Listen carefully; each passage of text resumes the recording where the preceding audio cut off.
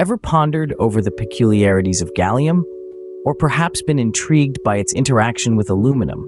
Well, fasten your mental seatbelts as we delve into the fascinating world of gallium.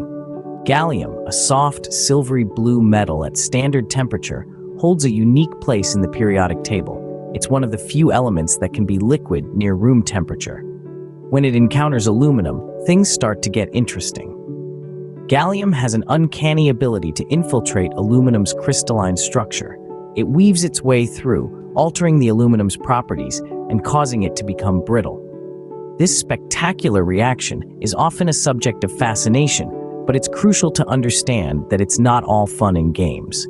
While gallium's interactions are intriguing, it's equally important to recognize its potential dangers. Gallium, when mishandled, can cause harm. It's a corrosive chemical that can severely irritate and burn the skin. A mere brush against the eyes can lead to possible eye damage. Inhaled gallium doesn't do any favors to your respiratory system either. It irritates the nose and throat, leading to coughing and wheezing.